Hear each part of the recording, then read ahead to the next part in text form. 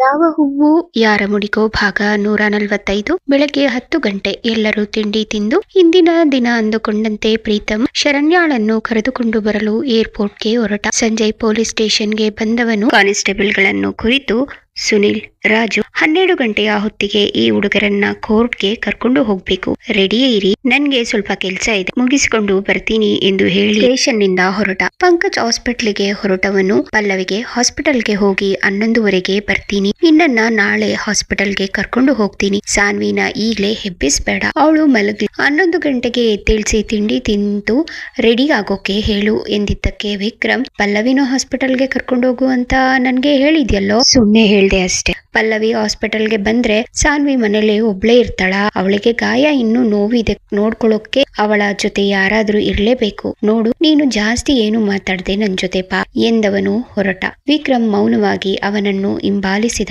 ಪಂಕಜ್ ಸಾನ್ವಿಯನ್ನು ಕೋರ್ಟ್ಗೆ ಕರೆದುಕೊಂಡು ಹೋಗಲು ಸಮಯವಿದ್ದಿದ್ದರಿಂದ ಅವನು ಹಾಸ್ಪಿಟಲ್ಗೆ ಹೊರಟಿದ್ದ. ಮನೆಗೆ ಬಂದ ಸಂಜಯ್ನನ್ನು ನೋಡಿ ಜಗನ್ ತುಂಬಾ ಖುಷಿಯಿಂದ ಸ್ವಾಗತಿಸಿದ. ಜಗನ್, ಸರ್ ನೀವು ಬಂದಿದ್ದು ತುಂಬಾ ಖುಷಿ ಆಯ್ತು ಎಂದ. ಆದರೆ ಅವನ ಮಾತಿನ ಕಡೆ ಗಮನ ಕೊಡದ ಸಂಜಯ್ ಕಣ್ಣುಗಳು ಜಗನ್ ತಂಗಿ ಅಂಜಲಿಗೋಸ್ಕರ ಹುಡುಕುತ್ತಿತ್ತು. ಗಮನಿಸಿದ ಜಗನ್, ಸರ್ ನೀವು ಅಪ್ಪನಿಗಾಗಿ ಹುಡುಕ್ತಿದ್ದೀರಾ? ಅಮ್ಮ ದೇವಸ್ಥಾನಕ್ಕೆ ಹೋಗಿದ್ದಾರೆ. ಪಾಪ ಅವರು ದೇವಸ್ಥಾನಕ್ಕೆ ಹೋಗಿ ಎಷ್ಟೋ ವರ್ಷ ಆಗಿತ್ತು, ಇವತ್ತು ಅವರ ಮದುವೆಯಾದ ದಿನ, ಅದಕ್ಕೆ ಹೋಗಿದ್ದಾರೆ. ಅಕ್ಕ ಭಾವನ ಜೊತೆ ಅವರ ಮನೆಗೆ ಹೋದ್ರು. ಅಯ್ಯೋ ಜಗನ್, ಇನ್ನು ಸ್ವಲ್ಪ ದಿನ ಯಾರು ಹೊರಗೆ ಹೋಗೋದು ಬೇಡ, ಅದನ್ನ ಹೇಳೋಕೆ ನಾನು ಬಂದೆ. ಹಾಗೆ ನೀರಜ್ನ ಮೀಟ್ ಮಾಡಿ ಸೆಕ್ಯೂರಿಟಿ ಇನ್ನ ಜಾಸ್ತಿ ಮಾಡಿ ಅಂತ ಹೇಳೋಕೆ ಬಂದೆ ಎಂದು ಬಾಯಿಗೆ ಬಂದ ಸುಳ್ಳನ್ನು ಹೇಳಿದ. ಅದನ್ನು ನಂಬಿದ ಜಗನ್, ಭಯ ಬೇಡ ಸರ್, ನನ್ನ ಜೊತೆ ಇದ್ದ ಹುಡುಗರು ನಮಗೋಸ್ಕರ ಹಗಲು ರಾತ್ರಿ ಅನ್ನದೇ ಹೊರಗೆ ಕಾಯ್ತಿದ್ದಾರೆ, ಜೊತೆಗೆ ಪ್ರೀತಮ್ ಸರ್ ಅಸಿಸ್ಟೆಂಟ್ಸ್ ಕೂಡ ಇದ್ದಾರೆ, ನಮಗೆ ಇಷ್ಟು ಸೆಕ್ಯೂರಿಟಿ ಅವಶ್ಯಕತೆ ಇಲ್ಲ, ಹಾಗಂತ ಪ್ರೀತಮ್ ಸರ್ಗೆ ಹೇಳ್ಬೇಕು, ಪಾಪ ಅವರು ಕೂಡ ನಿಮ್ಮ ಹಾಗೆ ನಮ್ಮ ಬಗ್ಗೆ ಟೆನ್ಷನ್ ಮಾಡ್ಕೊಂಡಿದ್ದಾರೆ ಎಂದ. ಸಂಜಯ್ ಬಂದಿದ್ದನ್ನು ರೂಮ್ ನ ಕಿಟಕಿಯ ಮೂಲಕ ನೋಡಿದ ಅಂಜಲಿ ಕಾಫಿ ತೆಗೆದುಕೊಂಡು ಬಂದಳು. ಜಗನ್ಗೆ ಕಾಫಿ ಕೊಟ್ಟು ಸಂಜಯ್ ಬಳಿ ಬಂದಾಗ ಅವರಿಬ್ಬರ ನೋಟಗಳು ಬೆರೆತವು. ಅವರು ತಮ್ಮ ಕಣ್ಣುಗಳಲ್ಲೇ ಪ್ರೇಮ ವಿನಿಮಯ ಮಾಡಿಕೊಂಡರು. ಅದೇ ಸಮಯಕ್ಕೆ ಜಗನ್ ಫೋನ್ ರಿಂಗ್ ಆಯ್ತು. ಅವನು ಫೋನ್ ನಲ್ಲಿ ಮಾತನಾಡುತ್ತಾ ಹೊರಗೆ ಹೋದ. ನಂತರ ಸಂಜಯ್, ಮಿಸ್ ಅಂಜಲಿ, ನನ್ಗೆ ಸುತ್ತಿ ಬಳಸಿ ಮಾತಾಡೋ ಅಭ್ಯಾಸ ಇಲ್ಲವಾಗಿ ಹೇಳ್ತೀನಿ, ನಾನು ನಿಮ್ಮನ್ನ ಮನಸ್ಸಾರ ಇಷ್ಟಪಡ್ತಿದ್ದೀನಿ, ನೀವು ನನ್ನನ್ನ ಇಷ್ಟಪಡ್ತಿದ್ದೀರಾ ಅಂದ್ರೆ ದಯವಿಟ್ಟು ನನ್ನನ್ನ ಕಾಯಿಸದೆ ಬೇಗ ಉತ್ತರ ಕೊಡಿ ಎಂದಾಗ ಅಂಜಲಿ, ನಮ್ಮಂತವ್ರು ನಿಮ್ಮನ್ನ ಇಷ್ಟಪಡೋದು ಪ್ರೀತಿ ಮಾಡೋದು ಸಾಧ್ಯನಾ ಸರ್? ಅಕಸ್ಮಾತ್ ಇಷ್ಟಪಟ್ಟು ಪ್ರೀತಿ ಮಾಡ್ದೆ ಅಂತ ಅನ್ಕೊಂಡು ನಾವು ಬಡವರು, ಜೊತೆಗೆ ನಿನ್ನೆವರೆಗೂ ನನ್ನ ಅಪ್ಪ ಅಣ್ಣ ಇಬ್ಬರು ಅಪರಾಧಿ ಸ್ಥಾನದಲ್ಲಿ ಇದ್ದವರು, ಅಂತವರು ಮನೆ ಹೆಣ್ಣು ಮಗಳನ್ನ ಸೊಸೆ ಮಾಡ್ಕೊಳ್ಳೋಕೆ ನಿಮ್ಮ ಮನೆಯವರು ಒಪ್ಪಬೇಕಲ್ಲ, ಅದೆಲ್ಲ ಸಾಧ್ಯ ಇಲ್ಲದಿರೋ ಮಾತು, ದಯವಿಟ್ಟು ಅಂತ ಯೋಚನೆಗಳನ್ನ ನಿಮ್ಮ ಮನಸ್ಸಿಂದ ತೆಗೆದು ಹಾಕಿ ಎಂದವಳ ಕಣ್ಣಲ್ಲಿ ನೀರಿತ್ತು. ಸಂಜಯ್, ನೋಡಿ ನಿಮ್ಮ ಅಣ್ಣ ಅಪ್ಪ ನಿರಪರಾಧಿಗಳು ಅಂತ ಕೋರ್ಟ್ ತೀರ್ಪು ಕೊಟ್ಟಿದೆ, ಅದು ನಿಮಗೆ ಗೊತ್ತಿದ್ದೇ ಹೀಗೆಲ್ಲ ಮಾತಾಡ್ತಿದ್ದೀರಾ? ಎಷ್ಟೇ ಶ್ರೀಮಂತರಾದ್ರೂ ಸತ್ತಾಗ ಯಾರು ಏನು ತಗೊಂಡು ಹೋಗಲ್ಲ, ಬಡವ ಶ್ರೀಮಂತ ಇಬ್ಬರನ್ನು ಸಮಾನವಾಗಿ ಭೂಮಿ ತಾಯಿ ತನ್ನ ಮಡಿಲಲ್ಲಿ ಸೇರಿಸ್ಕೊತಾಳೆ, ಹಾಗೆ ಅಗ್ನಿದೇವ ಕೂಡ ಇಬ್ಬರನ್ನು ಸುಡ್ತಾನೆ. ಪ್ಲೀಸ್ ಏನೇನೋ ಕಾರಣಗಳನ್ನ ಹೇಳೋದು ಬಿಟ್ಟು ನೀವು ನನ್ನನ್ನ ಇಷ್ಟಪಡ್ತಿದ್ದೀರಾ ಅಂತ ಹೇಳಿ. ನಿಮ್ಮ ಉತ್ತರದಿಂದ ನನ್ನ ಜೀವನ ನಿರ್ಧಾರ ಆಗ, ನಿಮ್ಮನ್ನ ಬಿಟ್ಟು ನನ್ನ ಜೀವನದಲ್ಲಿ ಇನ್ಯಾರಿಗೂ ಪ್ರವೇಶ ಇಲ್ಲ, ನೀವು ನನ್ನ ಪ್ರೀತಿನ ಒಪ್ಕೊಂಡಿಲ್ಲ ಅಂದ್ರೆ ನಾನು ಜೀವನ ಪರ್ಯಂತ ನಿಮ್ಮ ನೆನಪಲ್ಲೇ ಹೀಗೆ ಇದ್ಬಿಡ್ತೀನಿ ಎಂದು ಅಂಜಲಿ ಕಡೆ ನೋಡಿದ. ಅವಳು ಗಾಬರಿಯಿಂದ ಜಗನ್ ಕಡೆ ನೋಡುತ್ತಿದ್ದಳು. ಜಗನ್ ಫೋನ್ ತೆಗೆದುಕೊಂಡು ಹೊರಗೆ ಹೋದವನು ಆಗಲೇ ವಾಪಸ್ ಬಂದಿದ್ದ. ಅದನ್ನು ಗಮನಿಸದೆ ಸಂಜಯ್ ಮಾತನಾಡುತ್ತಿದ್ದ. ಜಗನ್ನನ್ನು ನೋಡಿದ ಸಂಜಯ್, ಜಗನ್ ಒಳ್ಳೇದಾಯ್ತು ನೀವು ಕೇಳಿಸ್ಕೊಂಡಿದ್ದು, ಇದರಲ್ಲಿ ಯಾವ ಮುಚ್ಚುಮರೆ ಇಲ್ಲ, ನಿಮ್ಮ ತಂಗಿನ ನಾನು ಮನಸ್ಸಾರೆ ಇಷ್ಟಪಡ್ತಿದ್ದೀನಿ, ನೀವು ನನ್ಗೆ ನಿಮ್ಮ ತಂಗಿನ ಮದುವೆ ಮಾಡಿ ಕೊಡ್ತೀರಾ, ನಿಮ್ಮ ಮನೆಗೆ ಅಳಿಯನಾಗಿ ಬರೋ ಯೋಗ್ಯತೆ ಇದೆ ಅನ್ಸಿದ್ರೆ ಒಪ್ಕೊಳ್ಳಿ ಎಂದಾಗ ಜಗನ್ ಸಂಜಯ್ನ ಬಳಿ ಬಂದು ಅವನ ಕೈ ಹಿಡಿದು ತನ್ನ ಕಣ್ಣಿಗೆ ಒತ್ತಿಕೊಳ್ಳುತ್ತಾ, ನಿಮ್ಮ ಯೋಗ್ಯತೆಗೆ ಏನಾಗಿದೆ, ಆದ್ರೆ ನಾವು ನಿಮ್ಮ ಯೋಗ್ಯತೆಗೆ ಸರಿ ಹೊಂದಲ್ಲ ಅಷ್ಟೇ, ನಿಮ್ಮಂತವರನ್ನು ಗಂಡನಾಗಿ ಅಳಿಯನಾಗಿ ಭಾವನಾಗಿ ಪಡೆಯೋಕೆ ನಾವು 7 ಜನ್ಮದ ಪುಣ್ಯ ಮಾಡಿರ್ಬೇಕು, ನಾವೇನೋ ಒಪ್ಕೋತೀವಿ ಸರ್, ಆದ್ರೆ ನನ್ನ ತಂಗಿ ಹೇಳಿದ ಹಾಗೆ ನಿಮ್ಮ ಮನೆಯವರು ನಮ್ಮಂತ ಅಪರಾಧಿಗಳ ಮನೆ ಹೆಣ್ಣು ಮಗಳನ್ನ ಸೊಸೆ ಮಾಡ್ಕೊಳ್ಳೋಕೆ ನಿಮ್ಮ ಮನೆಯವರು ಒಪ್ಪಬೇಕಲ್ಲ ಎಂದ. ಕಣ್ಣಲ್ಲಿ ನೀರು ತುಂಬಿಕೊಳ್ಳುತ್ತಾ ಸಂಜಯ್ ಅವನ ಭುಜದ ಮೇಲೆ ಕೈ ಹಿಡಿದು, ಜಗನ್ ನಿನಗೆ ನನ್ನ ನೋಡಿದ ಮೇಲೆ ನಮ್ಮ ಮನೆಯವರು ಹೇಗೆ ಅಂತ ಅರ್ಥ ಆಗಿಲ್ವಾ, ನಮ್ಮ ಮನೆಯಲ್ಲಿ ಅಷ್ಟು ಕೆಟ್ಟದಾಗಿ ಯೋಚನೆ ಮಾಡೋರು ಯಾರೂ ಇಲ್ಲ, ಈ ವಿಷಯ ಗೊತ್ತಾದ್ರೆ ಸಾಕು, ಅವರೇ ನಿಮ್ಮ ಮನೆಗೆ ಬಂದು ಹೆಣ್ಣು ಕೇಳ್ತಾರೆ, ಅದರಲ್ಲಿ ನಿಮ್ಗೆ ಯಾವುದೇ ಅನುಮಾನ ಬೇಡ, ಆದ್ರೆ ನನ್ಗೆ ಇರೋ ಒಂದು ಯೋಚನೆ ಅಂದ್ರೆ ನನ್ನ ಅಕ್ಕ ಇನ್ನೂ ಮದುವೆ ಆಗಿಲ್ಲ. ಅವಳ ಮದುವೆ ಆಗೋವರೆಗೂ ನನ್ನ ಪ್ರೀತಿ ವಿಚಾರ ನಮ್ಮ ಮನೆಯಲ್ಲಿ ಗೊತ್ತಾಗ್ಬಾರ್ದು. ಗೊತ್ತಾದ್ರೆ ಅಕ್ಕನೇ ಮುಂದೆ ನಿಂತು ನನ್ನ ಮದುವೆ ಮಾಡಿಸ್ತಾಳೆ. ಆಮೇಲೆ ಅವಳ ಮದುವೆ ಬಗ್ಗೆ ತಲೆ ಕೆಡಿಸ್ಕೊಳ್ಳಲ್ಲ ಎಂದ ಬೇಸರದಲ್ಲಿ ಜಗನ್. ಸರ್, ಅಕ್ಕನ ಮದುವೆ ಮಾಡಿದ ನಂತರ ನಿಮ್ಮ ಮದುವೆ ಬೇಗ ಒಳ್ಳೆ ಹುಡುಗನನ್ನ ಹುಡುಕಿ ಅಕ್ಕನ ಮದುವೆ ಮಾಡಿದ್ರೆ ಆಯ್ತು. ಅದು ಅಷ್ಟು ಸುಲಭ ಅಲ್ಲ ಜಗನ್. ಅಕ್ಕ ಯಾರನ್ನು ಮದುವೆ ಆಗೋಕೆ ಒಪ್ಪಲ್ಲ. ಯಾಕೆ ಸರ್? ಅದು ಅಕ್ಕ ಕೂಡ ಪ್ರೀತಿ ಮಾಡ್ತಿದ್ದಾಳೆ. ಹಾಗಿದ್ರೆ ಅವರ ಜೊತೆ ಅಕ್ಕನ ಮದುವೆ ಮಾಡಿಸಿದ್ರೆ ಆಯ್ತು. ಜಗನ್, ಅಷ್ಟು ಸುಲಭವಾಗಿ ಆಗೋ ಕೆಲ್ಸ ಅಲ್ಲ. ಅಕ್ಕ ತಾನು ಪ್ರೀತಿ ಮಾಡಿದವರಿಗೆ ಇಲ್ಲಿಯವರೆಗೂ ತನ್ನ ಪ್ರೀತಿನ ಹೇಳ್ಕೊಂಡಿಲ್ಲ. ಮನೆಯಲ್ಲಿ ಕೂಡ ಯಾರಿಗೂ ಗೊತ್ತಿಲ್ಲ. ನನಗೆ ಗೊತ್ತಾಗ ದಿನಗಳಾಯ್ತು ಅಷ್ಟೇ.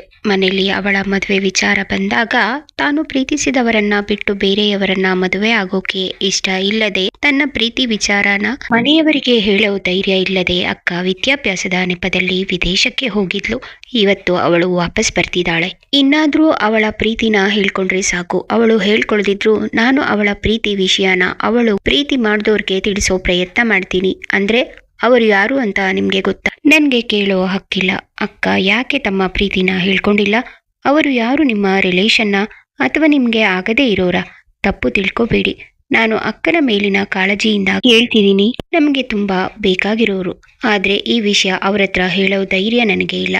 ಪಾಪ ಅಕ್ಕನಿಗೆ ಮೊದಲು ಹೇಳ್ಕೊಳಕ್ಕಾಗ್ಲಿಲ್ಲ. ಈಗ ಏನ್ ಮಾಡ್ತಾಳೋ ಗೊತ್ತಿಲ್ಲ. ಪಾಪ 10 ವರ್ಷದಿಂದ ತನ್ನ ಪ್ರೀತಿನ ಮನಸ್ಸಲ್ಲೇ ಇಟ್ಕೊಂಡು ಒದ್ದಾಡ್ತಿದ್ದಾಳೆ. ಏನ್ ಮಾಡೋದು ಅಂತ ಗೊತ್ತಾಗ್ತಿಲ್ಲ. ಸರ್ ಪ್ಲೀಸ್, ಅವರು ಯಾರು ಅಂತ ಹೇಳಿ. ಯಾಕೆ ಅವರಿಗೆ ವಿಷಯ ಹೇಳೋ ಧೈರ್ಯ ಇಲ್ಲ? ಹೇಳಿ ಸರ್. ಅವರು ಯಾರು? ಬೇರೆ ಯಾರು ಅಲ್ಲ, ಪ್ರೀತಮ್ ಸರ್. ಒಳ್ಳೇದೇ ಅಲ್ವಾ ಸರ್? ಅವರು ಪಂಕಜ್ ಸರ್ ಫ್ರೆಂಡ್ ಆಗಿರೋದ್ರಿಂದ ಅವರನ್ನ ಒಪ್ಪಿಸೋದು ಸುಲಭನೇ ಅಲ್ವಾ ಎಂದಾಗ ಸಂಜೆ ಬೇಸರದಲ್ಲಿ ಜಗನ್, ಪ್ರೀತಮ್ ಸರ್ ತಮ್ಮ ಲೈಫಲ್ಲಿ ತುಂಬಾ ನೊಂದಿದ್ದಾರೆ ಎಂದವನು ತನ್ನ ಕತೆ ಹೇಳಿ ಮುಗಿಸಿದ.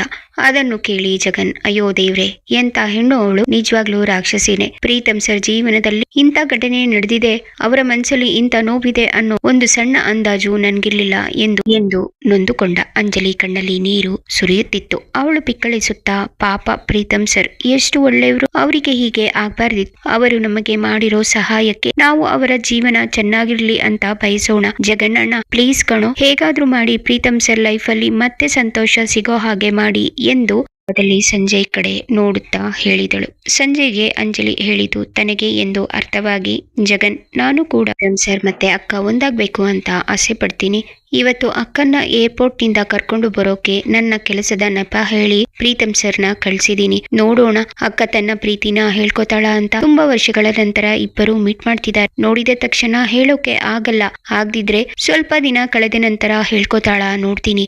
ಇಲ್ಲ ಅಂದ್ರೆ ನಾನೇ ಮನೆಯವರ ಮುಂದೆ ಪ್ರೀತಮ್ ಭಾವನನ್ನ ನಿಲ್ಲಿಸ್ಕೊಂಡು ಹೇಳ್ತೀನಿ. ಆಗ ಯಾರ ಮನಸ್ಸಲ್ಲಿ ಏನಿದೆ, ಮನೆಯಲ್ಲಿ ಏನಂತಾರೆ ಅನ್ನೋ ಎಲ್ಲಾ ವಿಷಯಗಳು ಒಂದೇ ದಿನ ಗೊತ್ತಾಗುತ್ತೆ. ಇದೇ ನನ್ನ ಕೊನೆ ತೀರ್ಮಾನ. ಜಗನ್, ಇದೆಲ್ಲ ಮುಗಿಯೋವರೆಗೂ ನೀವು ನಿಮ್ಮ ತಂಗಿ ಮದುವೆ ವಿಷಯದಲ್ಲಿ ಯಾವ ತೀರ್ಮಾನ ತಗೊಳ್ಳೋದಿಲ್ಲ ಅಂತ ಅನ್ಕೊಂಡಿದ್ದೀನಿ. ಅಕ್ಕನ ಮದುವೆ ತರಾನೇ ನಾನು ನನ್ನ ವಿಷಯ ಮನೆಯಲ್ಲಿ ಮಾತಾಡೋಕೆ ಆಗೋದು. ಸಂಜಯ್ ಸರ್, ನಿಮ್ಮಂತ ಒಳ್ಳೆ ವ್ಯಕ್ತಿ ನನ್ನ ತಂಗಿಗೆ ಸಿಗ್ತಾರೆ ಅಂದ್ಮೇಲೆ ಅವಳ ಬಗ್ಗೆ ಬೇರೆ ಯಾವ ಯೋಚನೆ ನಾನು ಮಾಡಲ್ಲ. ಅಕ್ಕನ ಬಗ್ಗೆ ನೀವು ತಲೆ ಕೆಡಿಸ್ಕೊಳ್ಳಿ ಸಾಕು. ನಮ್ಮ ಅಪ್ಪ ಅಮ್ಮ ಈಗಲೇ ನನ್ನ ತಂಗಿ ಮದುವೆ ಬಗ್ಗೆ ಮಾತಾಡದೆ ಇರೋ ಹಾಗೆ ನೋಡ್ಕೊಳ್ಳೋ ಜವಾಬ್ದಾರಿ ನಂದು.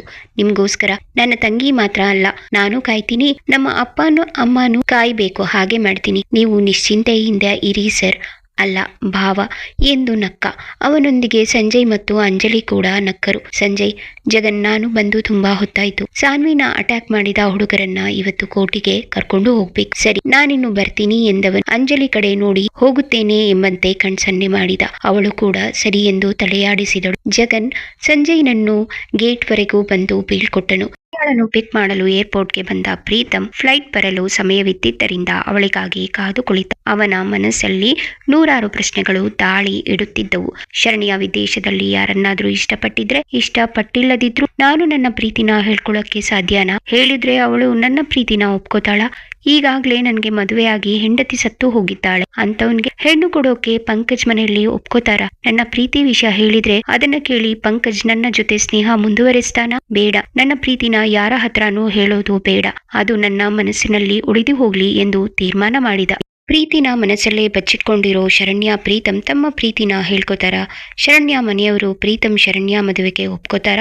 ತಿಳ್ಕೋಬೇಕಾ? ಕತೆಗಾಗಿ ಕಮೆಂಟ್ ಮಾಡಿ. ಈ ಬಗ್ಗೆ ನಿಮ್ಮ ಅಭಿಪ್ರಾಯ ತಿಳಿಸಿ. ನಿಮಗೆ ಈ ಕತೆ ಇಷ್ಟವಾದಲ್ಲಿ ದಯವಿಟ್ಟು ಸಬ್ಸ್ಕ್ರೈಬ್ ಮಾಡ್ಕೊಳ್ಳಿ, ಲೈಕ್, ಶೇರ್ ಮತ್ತು ಕಮೆಂಟ್ ಮಾಡಿ. ಧನ್ಯವಾದಗಳು.